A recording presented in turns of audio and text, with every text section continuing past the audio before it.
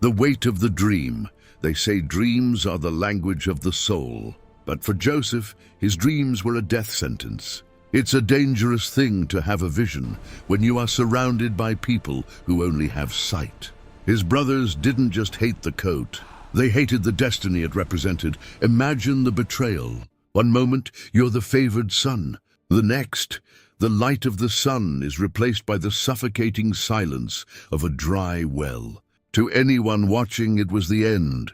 But in the economy of God, the pit is never the destination. It is the classroom.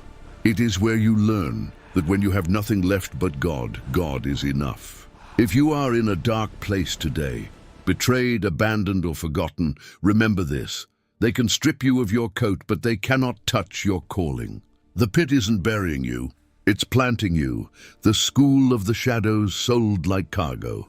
Shipped to a land of idols and strange tongues, Joseph became a number in Potiphar's house. But excellence is a spirit, not a status. He worked until the slave became the steward.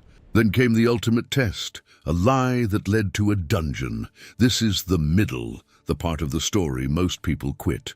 From the pit to the prison. It felt like a demotion, but it was a specialized training.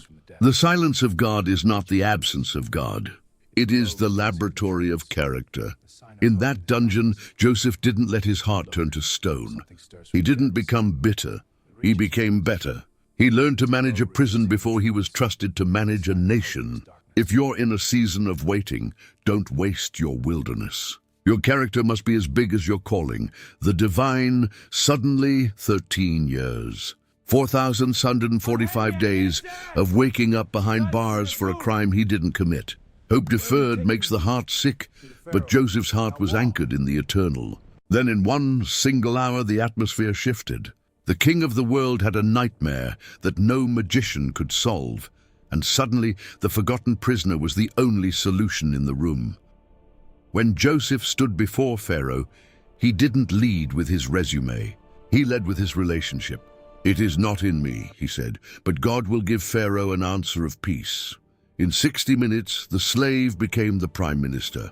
The prisoner became the provider. Your suddenly is not a matter of if, but when. It doesn't take God long to change your zip code, your bank balance, or your destiny. He is the God of the 11th hour, the mercy of the palace. Then came the full circle. The brothers who sold him for 20 pieces of silver now stood before him, starving and terrified. Joseph held their lives in his hand. He had the power to destroy, but he had the heart to deliver. He looked at the men who broke his childhood and saw the hand of a sovereign God behind the scars. What you meant for evil, God meant for good. This is the message for you today. Your struggle isn't just about your survival.